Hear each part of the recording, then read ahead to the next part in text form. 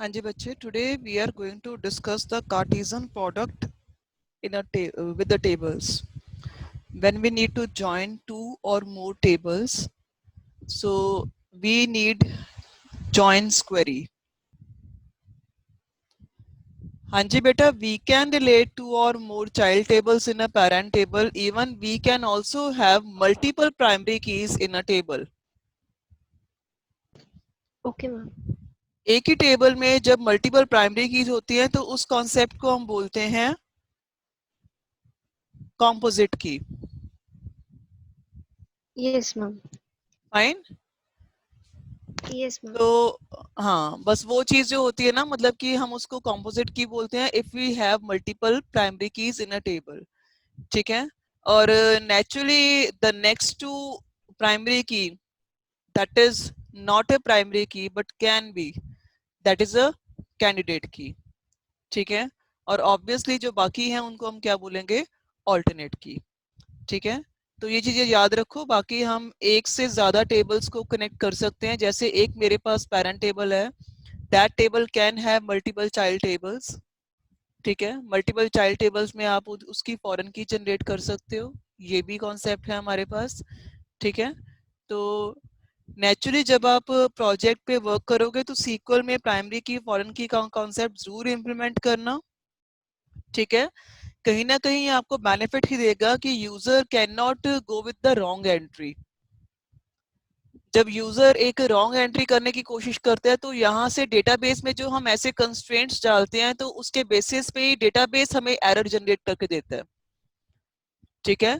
तो हमारा काम क्या होता है कि at the front end whatever language we are using right now, if we are using python, तो पाइथन के एंड पे हम उस एरर को हैंडल करेंगे जो सीक्वल हमें थ्रो करेगा। ठीक है।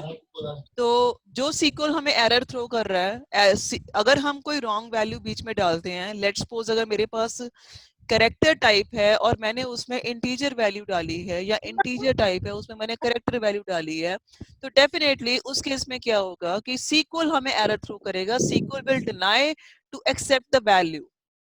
बैकएंड पे वो वैल्यू डिनाइड हो जाएगी। और जो हमारा फ्रंट एंड होता है ना, जो उसने भयंकर एरर थ्रो करनी है हमारी तरफ, जो बैकएंड ने भयंकर सी एरर थ्रो करनी है हमारी तरफ, तो ऑब्वियसली वो एंड यूजर को समझ नहीं आने वाली। एंड यूजर के हिसाब से उसका सॉफ्टवेयर करप्ट हो जाएगा, मतलब वो ये सोचेगा। बट हमने क्या करना है, हमने उस एरर को लेके एक यूजर फ्रेंडली मैसेज जनरेट करना है। ठीक है। ताकि यूजर को पता चले कि उसने एक रॉन्ग वैल्यू है वो डाली है। लेट्स सपोज आपसे मैं पूछती हूँ कि आप जब जीमेल में अपना अकाउंट एक्सेस करते हो, फेसबुक में अकाउंट एक्सेस करते हो, in any kind of social media, when you access your account, fine, so when you fill your user id and password there, and by mistake if you fill wrong user id or by mistake if you fill wrong password, तो आपको कैसा वाला आपको message आता है? What kind of message you get?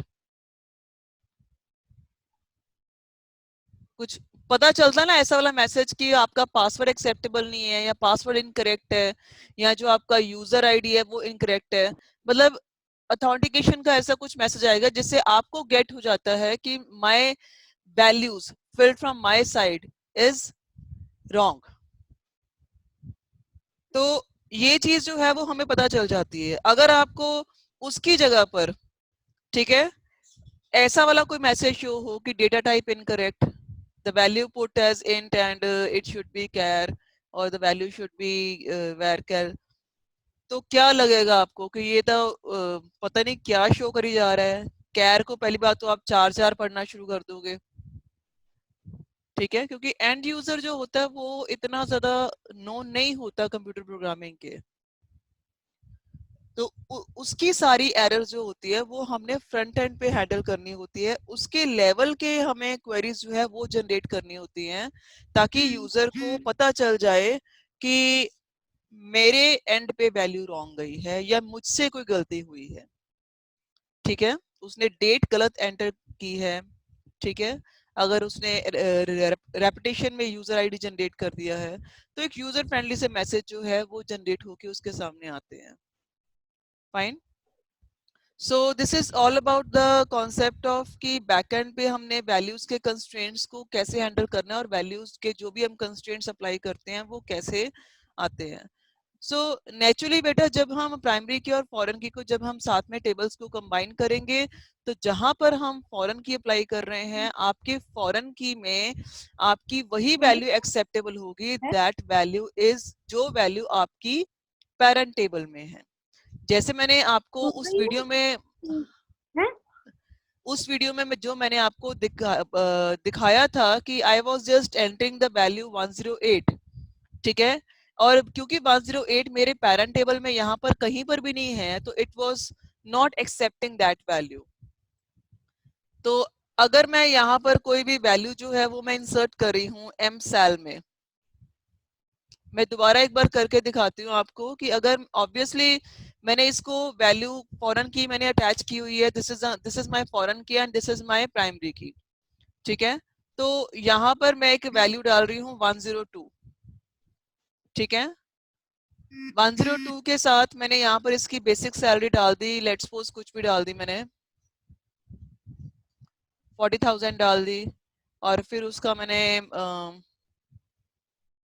चलो जो लिखी है वही डाल देते हैं।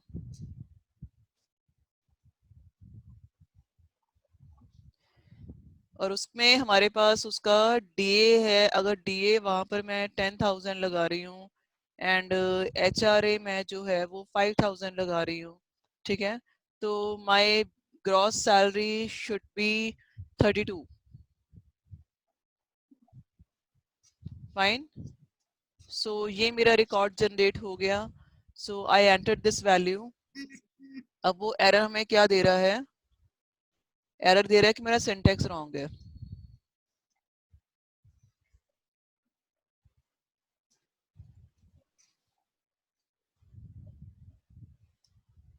सो एक रो मेरी यहाँ पर इंसर्ट हो गई, ठीक है। अब अगर मैं यहाँ पर इसको हटा के कुछ ऐसी वैल्यू डालूं which is not present in your parent table, definitely it will generate the error. What error? Cannot add or update a child row, a foreign key constraint fails. ये फॉरेन की का हमारा कॉन्सेप्ट ही तब आ रहा है क्योंकि ये वही वैल्यू एक्सेप्ट करेगा which is related to your EID. अब देखो, अगर बेटा आप में से कोई अगर लाइब्रेरी मैनेजमेंट का प्रोजेक्ट हैंडल कर रहा है, करेगा, ठीक है, मैं आपको एग्जांपल कोट कर रही हूँ। अगर कोई भी आप में से लाइब्रेरी मैनेजमेंट का प्रोजेक्ट हैंडल करेगा, तो लाइब्रेरी मैनेजमेंट के प्रोजेक्ट में let's suppose I have made the master table, ठीक है। तो मास्टर टेबल में मैंने मेंबर्स जो हैं वो ऐड किए हैं, उनका नेम ऐड किया है, उनका एड्रेस ऐड किया है, टाइप ऑफ मेंबर ऐड किया है। उसके बाद I have generated another table related to the issue and return, ठीक है, कि मेरे पास कौन सी बुक जो है वो किस पर्सन ने इशू करवाई है। तो naturally I must have give the right to the that particular member. उसी मेंबर को मैं राइट प्रोवाइड करूंगी जो मेंबर मेरा मेंबर टेबल में है। Naturally my member ID should be match with my parent table. Am I right? समझ आ रहा है जो मैं कॉन्सेप्ट आपको समझाने की कोशिश कर रही हूँ? My member should be existing in the parent table. अगर वो वहां से एग्जिस्ट नहीं करेगा, वो रजिस्टर्ड ही नहीं है, तो नेचुरली वो मेरी लाइब्रेरी से बुक क्यों इशू करवाएगा?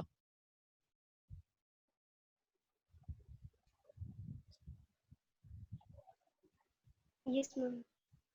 अच्छा, आप मुझे ये बताओ कि लेट्स सपोज मैंने जूम मीटिंग का यहाँ पर एक फॉर्म रजिस्ट्रेशन फॉर्म जो है वो मैंने जनरेट किया, ठीक है। तो you need to register yourself before entering into this meeting. कुछ ऐसा वाला मैंने सॉफ्टवेयर जनरेट करना है, तो क्या करोगे? थोड़ा सा कुछ सजेशन दो मुझे इसके रिगार्डिंग। भूल जाओ जूम, भूल जाओ गूगल मीट, किसी भी और चीज को भूल जाओ।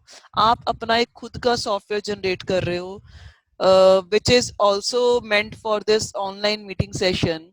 तो उसका बैकएंड तैयार करना है. तो बैकएंड में मेरी सबसे पहली क्वेरी तो है कि ओनली रजिस्टर्ड यूजर्स जो है,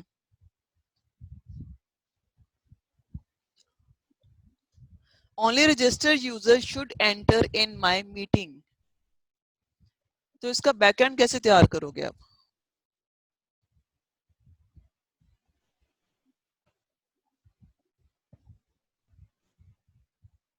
दिमाग लगाओ और सोच के मुझे बताओ. मैं आपको 5 मिनट्स दे रही हूँ और 5 मिनट्स में आप दिमाग लगा के मुझे सोच के बताओ.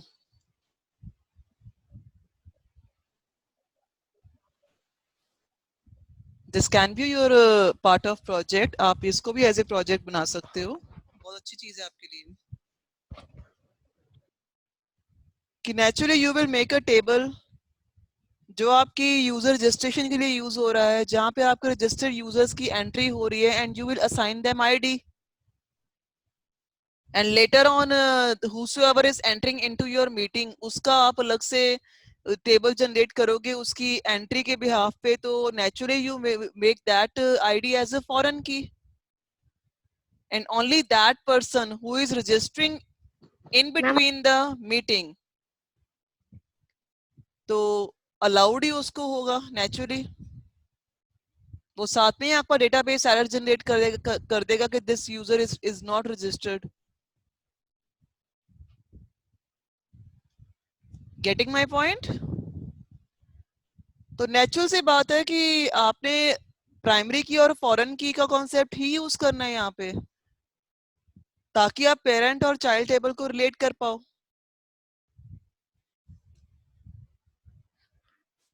So moving towards our next topic, which I discussed earlier, that is the Cartesian product. Before starting with the Cartesian products, I would like to just elaborate one thing with you कि how Cartesian product work.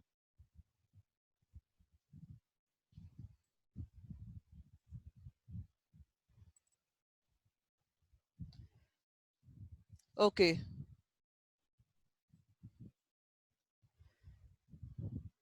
So I am generating a series of number here.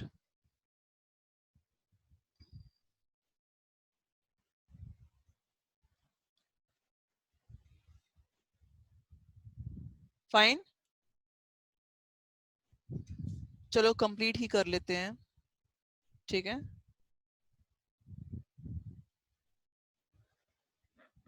ये decimal number system के पूरे 10 numbers मैंने यहाँ पर लिख दिए हैं.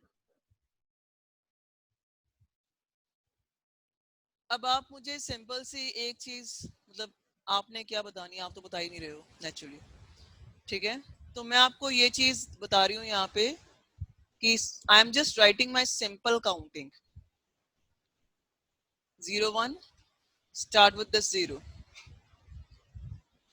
02, 03, 04, 5, 6, 7, 8, 9.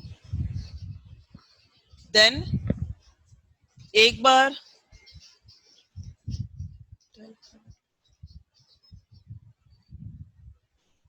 यहाँ पर मेरे सारे नंबर्स कंप्लीट हो गए. ठीक है. आप चाहो तो यहाँ पर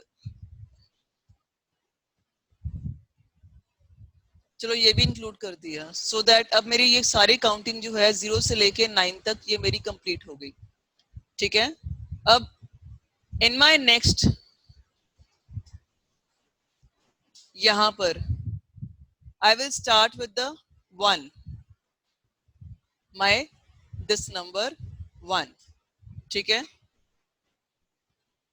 इसके बाद 11, 12, 13,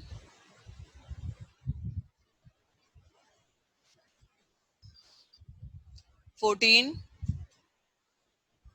15, 16, 17, 18, 19। अब पहले 0 के साथ मैंने सारे अपने डेसिमल नंबर्स की काउंटिंग कंप्लीट कर ली थी, अब 1 के साथ है, ठीक है।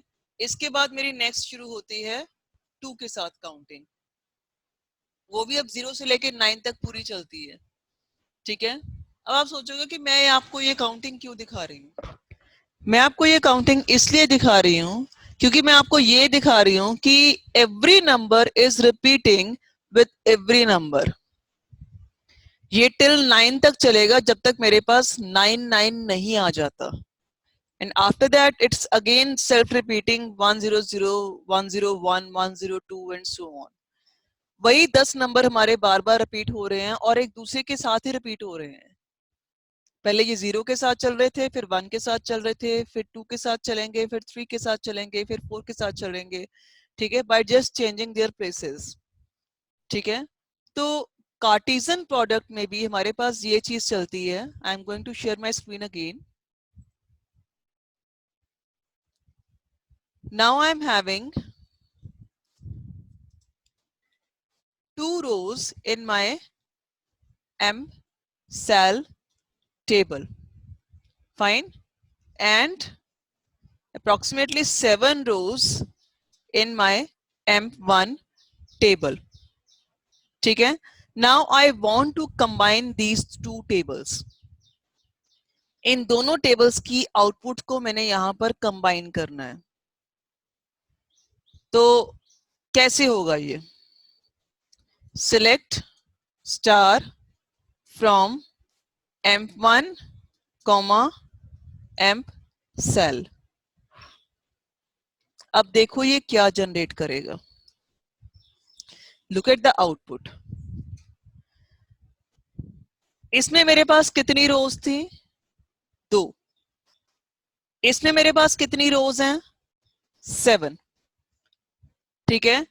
The total number of rose which actually combined in these two tables should be 2 plus 7 9, but यहां पर मुझे कितनी शो हो रही है? काउंट करें। 1 2 3 4 5 6 7 8 9 10 11 12 13 14। नेचुरली यहां पर मेरे पास रोज जो है वो 14 शो हो रही हैं। कहां पर मैं 9 की बात कर रही हूं, कहां पर ये 14 शो हो रही हैं? Can you just tell me the criteria कि हाउ इट इज 14?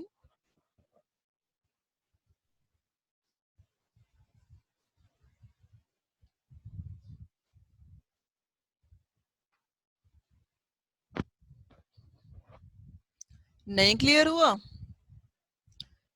मैं व्हाइट बोर्ड पे दोबारा लेके जा रही हूँ आपको। यहां पर मेरे पास कितने नंबर्स हैं? 10।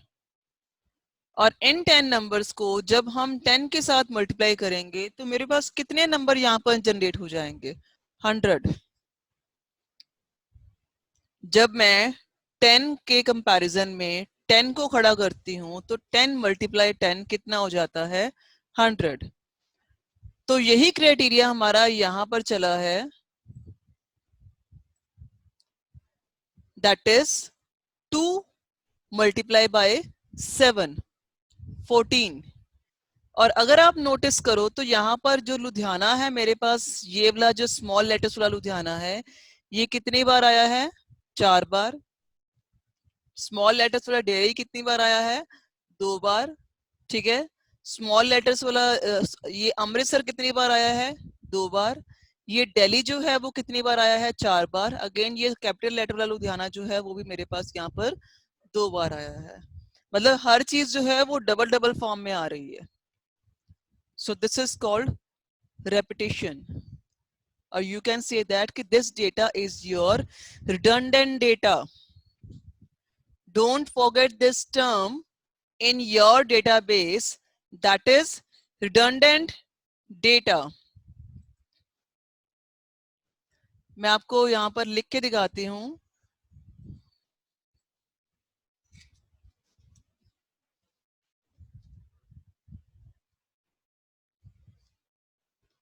redundant, इसको हम redundancy भी बोलते हैं। जब हम RDBMS का कॉन्सेप्ट यूज करते हैं वहां पर हमारा मेन मोटिव ये होता है कि we need to reduce this, we need to eliminate this. So this is redundancy. Redundancy means duplicacy.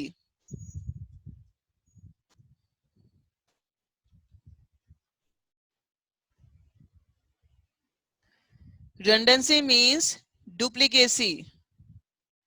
When we face duplicate data, then that kind of data is called the redundant data. Got it? And we don't want this redundancy in our table. So naturally हमें यहाँ पर इस redundancy को remove करना है.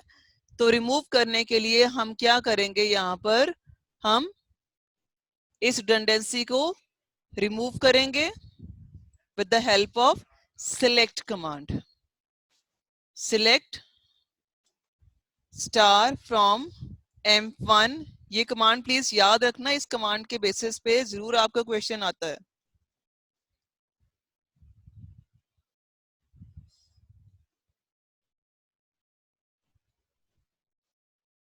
और कभी मैंने आपसे ये चीज पूछ ली कि what do you mean by redundancy, तो नेचुरली यू मस्ट नो. और वाइवा का ये बहुत ही प्रोमिनेंट क्वेश्चन है. किसी एग्जामिनर को कुछ नहीं भी आता होगा ना तो वो भी ये क्वेश्चन तो पूछ लेगा, ये सबको आता होता है. Select star from M1 M cell where M1 dot EID is equal to M cell dot EID. मतलब जहां पर उसका EID और इसका EID दोनों मैच करेंगे वहां पर वो क्या करेगा, उसको डिस्प्ले करेगा. और ये देखो मेरे सिर्फ और सिर्फ 2 रोज आई हैं, क्योंकि उसमें 2 रोज थी तो उसने 2 रोज मैच किए हैं, तो 2 रोज ही आई हैं यहाँ पे. ठीक है. सो ऑब्वियसली जो डेटा उसके पास है उसके बेसिस पे उसने मैच करके यहाँ पर पूरा डेटा जनरेट कर दिया. बाकियों के लिए डेटा ये जो है ये तो सारा डुप्लीकेट ही है. Select star from M1 M cell. What is the use of M cell? M cell is the second table बेटा. हमने M1 के साथ M cell को हमने कंबाइन करना है तो ऑब्वियस उसका नाम तो लिखेंगे ही लिखेंगे. मैम बट इसमें 2 रोज है. वही तो मैं कह रही हूँ आपसे, इतनी देर से मैं क्या कह रही हूँ आपसे, यही तो कह रही हूँ कि यहाँ पर मेरे पास 2 रोज है, यहाँ पर 7 रोज है. ठीक है. तो इन 2 रोज के कंपैरेटिव मतलब यहाँ पर मेरे पास डेटा किसका है, सिर्फ 101 और 102 का. मतलब इतना डेटा जो है इन पांचों का रिकॉर्ड इसमें नहीं है, बट स्टिल ये शो कर रहा है, क्योंकि ये क्या कर रहा है, उसके कंपैरेटिव डुप्लीकेसी अराइज कर रहा है. ये सारे टेबल को मल्टीप्लाई फॉर्म में शो कर रहा है. So this data is wrong. ये डेटा जो है ये रॉन्ग है, क्योंकि इसने दोनों को मल्टीप्लाई कर दिया है. इसने ये नहीं देखा कि वो डेटा तो एग्जिस्ट ही नहीं कर रहा, 1032 से लेके 107 का तो एग्जिस्ट ही नहीं कर रहा. स्टिल उसने वो जनरेट कर दिया 2 बार. हर एक के कंपैरिजन में उसने वो डेटा जो है, आप खुद देखो यहाँ पे EID 101 है तो यहाँ पर 102 102 102 101 एंड 102 101 एंड 102 हर जगह पर रिपीट हो रहे हैं. This is what I am trying to say, this is duplicacy. अब 101 102 के साथ इसका कंपैरिजन तो है जहां पर ये 101 101 के साथ मैच कर रहा है और 102 जो है वो 102 के साथ मैच कर रहा है. ये तो कंपैरिजन है, बट बाकी जगह तो इनकरेक्ट डेटा है ना, कि उसने एक मल्टीप्लाई फॉर्म में उसको जनरेट तो कर दिया, बट दिस इज इनकरेक्ट. ये ठीक नहीं है डेटा आपका. इसको ठीक करने के लिए हमें ये साथ में वेयर क्लॉज लगाना ही पड़ेगा. Without this where clause, we cannot get the accurate data of combining two tables. ये होते हैं कार्टेशियन प्रोडक्ट, जो इनकरेक्ट डेटा यहाँ पर जनरेट हुआ है. इसको हम इसके साथ जो करेक्शन प्रोवाइड कर रहे हैं, this is called equi join. Getting my point? ये मैं आपको दोबारा लोकेट कर देती हूँ यहाँ पे.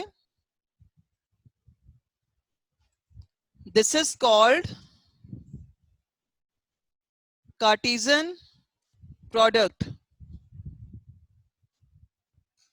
ये कार्टेशियन प्रोडक्ट है जो मैंने यहाँ पर पहला आपको जनरेट करके दिया है। इसमें उसने अंधाधुंध दोनों की मल्टीप्लिकेशन कर दी और lots of incorrect data and lots of duplicate data. और ये जो है यहाँ पर मेरे पास है इक्वी ज्वाइन,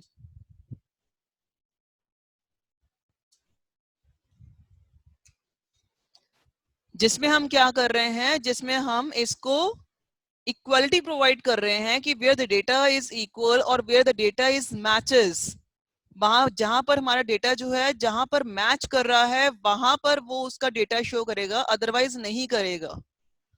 जैसे 101 101 के साथ मैच कर रहा है तो उसने शो कर दिया, 102 102 के साथ मैच कर रहा है तो उसने शो कर दिया। इसमें से सिर्फ एक पहला रिकॉर्ड और एक तीसरा रिकॉर्ड, सॉरी चौथा रिकॉर्ड जो है वो इसने शो किया है, अदरवाइज इसने बाकी सारा टेबल डिस्कार्ड कर दिया। This is what you called joints. और जो आपको क्वेश्चन आता है वो क्वेश्चन क्या होता है, वो क्वेश्चन होता है कि आपका कि when you are joining these two tables with the help of Cartesian products, what should be the degree and what should be the cardinality? Fine. तो आप मुझे ये बताओ, चाहे चैट बॉक्स में आप उसको कमेंट करके बताओ कि यहाँ पर मेरे पास ये जो इनकरेक्ट डेटा इसने डुप्लीकेट डेटा मुझे शो करके बताया है, तो इसकी डिग्री और कार्डिनलिटी क्या बने। मैं कार्टेशियन प्रोडक्ट की बात कर रही हूँ, मैं इक्वी जॉइन की बात नहीं कर रही हूँ, मैं इसकी बात कर रही हूँ कि यहाँ पर मेरे पास डिग्री और कार्डिनलिटी क्या बने। सो बेटा ये जो कॉन्सेप्ट्स हैं कार्टेशियन प्रोडक्ट का और इक्वी जॉइन का, ये दोनों बहुत इंपॉर्टेंट है।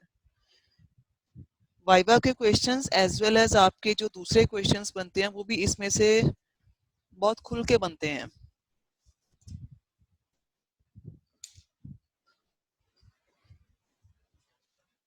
एक क्वेश्चन ग्रुप बाय और हैविंग का पक्का है, आना ही आना है, ठीक है। और एक क्वेश्चन आपका कार्टेशियन प्रोडक्ट्स का या जॉइंट्स का पक्का है कि आना ही आना है, ठीक है।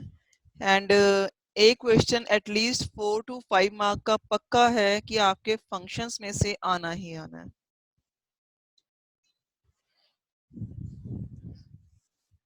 So please don't ignore these concepts. And ये आपके मैंने ना एक आपको पीडीएफ भी सेंड की थी ग्रुप में आपके, जिसमें कुछ 5-6 चैप्टर्स थे। That includes your this SQL chapter and your social and ethical laws chapter, matplotlib chapter, and उसमें आपके मतलब पाइपलॉट के नेम से था वो चैप्टर, एंड डेटा फ्रेम्स का चैप्टर भी था बीच में। तो प्लीज फॉलो दैट पीडीएफ, मैंने कुछ दिन पहले सेंड की है और वो आपको हेल्पफुल होगी आपके एग्जाम के लिए, क्योंकि उसमें आपके काफी सारा पोर्शन जो है वो कवर अप है लेटेस्ट सिलेबस के अकॉर्डिंग। जो सीबीएसई ने अभी आपका थोड़ा सा रिड्यूस सिलेबस उन्होंने पोस्ट किया है, ठीक है, 1-1.5 महीने पहले, ठीक है। तो वो बुक जो है वो उस सिलेबस के अकॉर्डिंग है, ठीक है। So please follow that PDF notes, ठीक है। अगर आपको लगता है कि कहीं से आपको भी नहीं है बुक में या सॉरी ग्रुप में नहीं है तो आप मुझे पूछ लेना, मैं दोबारा फिर सेंड कर दूंगी।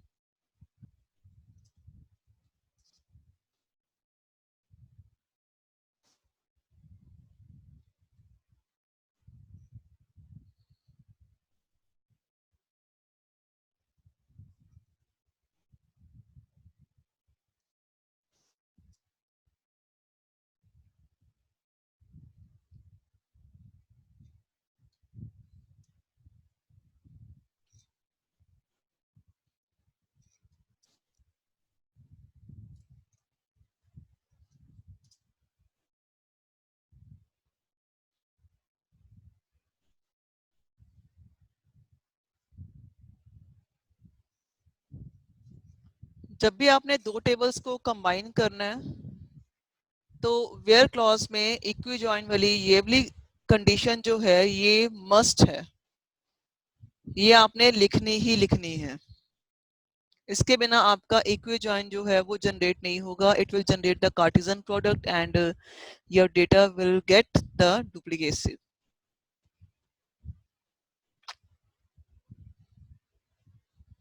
अदर देन दैट आप इसके अलावा दूसरी क्वेरी साथ में लगा सकते हो. Choice is yours.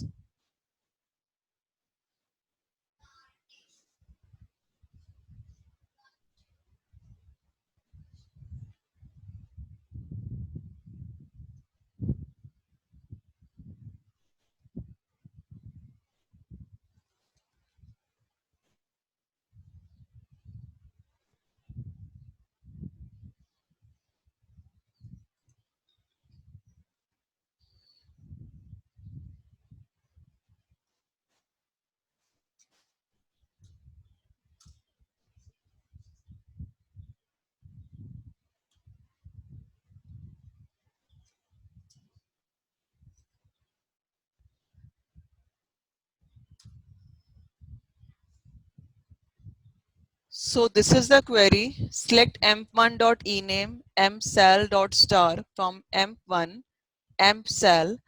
अब emp1 में से उसने सिर्फ और सिर्फ ename उठाना.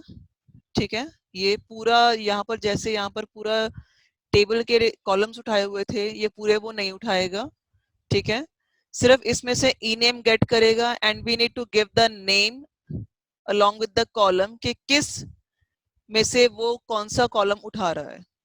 ठीक है, so with the dot operator we need this emp1 dot ename. ठीक है, कॉमा empsal डॉट स्टार, मतलब empsal का सारे empsal के सारी फील्ड्स. ठीक है, from emp1 empsal where emp1 dot eid is equal to empsal dot eid. ये हमारी इक्विजॉइन की क्वेरी है, ये हमने लगानी है to get the accurate data. And B sal should be greater than 25,000. So this condition I have put here. ठीक है, with the and obviously both of these conditions should be true. अगर मैं यहाँ पर और लगा दूं तो और के केस में क्या होगा? Either this or this, दोनों में से एक भी कंडीशन ट्रू हुई तो उसने डेटा आपको दिखा देना है. यहाँ पर मुझे दोनों कंडीशन का ट्रू होना चाहिए, तो that is why I put and.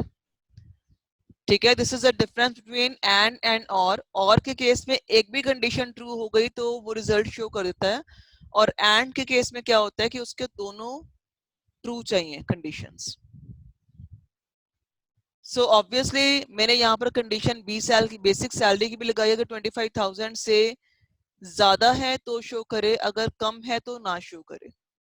तो नेचुरली यहाँ पर बेसिक सैलरी जहाँ पर जो 17,000 थी उसने नहीं दिखाई, यहाँ पर 50,000 है तो उसने यहाँ पर दिखा दी. ऐसी सिलेक्ट कमांड की जो बाकी कंडीशंस है जो हमने अर्लियर की हुई हैं, आप ग्रुप बाय के साथ, आप हैविंग के साथ, आप ऑर्डर बाय के साथ, आप जिसके मर्जी साथ इसको लगा सकते हो. ठीक है, दिक्कत नहीं है कोई भी. ठीक है, बस फर्क सिर्फ बस चीज सिर्फ इतनी कि when you are combining two tables you need to put this condition. ये कंडीशन जो है वो आपको यहाँ पर लगानी जरूरी है. ठीक है, हाँ जी, गॉट इट. मैम हाँ मैम जी, आपने emp cell डॉट स्टार लगाया है. यही तो मैंने बोला था, emp cell डॉट स्टार लगाया. दैट मीन्स कि emp सेल का जो टेबल है उसकी सारी फील्ड्स, स्टार का मतलब क्या होता है? It should go with the all. Every field. Am I right? Yes ma'am. तो ये emp सेल की सारी फील्ड्स लेगा, बट emp1 की सारी फील्ड्स नहीं लेगा, सिर्फ उसमें से ई नेम का कॉलम पिक करेगा. आप खुद देख लो, यहाँ पर एम का सिर्फ एक ही कॉलम है, बाकी एम सेल के सारे कॉलम्स हैं यहाँ पे. मतलब ये वेरिएशन भी हम यहाँ पे ले सकते हैं. We can go with the selected columns of a particular table only. Got it? अगर इसमें से भी मुझे सिर्फ सारे नहीं चाहिए, मुझे सिर्फ और सिर्फ इसका जी सेल वाला चाहिए, वहां का ई नेम और यहाँ का जी सेल, तो ऑब्वियसली एक कॉलम उसने उस टेबल से उठाया है, एक कॉलम इसने दूसरे टेबल से उठाया है तो दोनों को कंबाइन करके उसने यहाँ पर शो कर दिया. This is what relational database, कि मैंने टू टेबल्स को रिलेट किया है और उसके बेसिस पे I can generate the values, I can compare the values, I can generate the output based on two tables. अब जब यहाँ पर आप क्वेरी जनरेट करोगे तो क्वेरी में जो आपको रिजल्ट या आउटपुट आएगा, कौन कह सकता है कि ये दोनों कॉलम्स डिफरेंट डिफरेंट टेबल्स के हैं? Getting my point?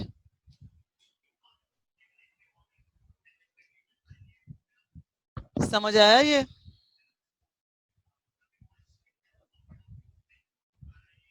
थोड़ा सा माइंड को रिफ्रेश करो, रिकॉल करो.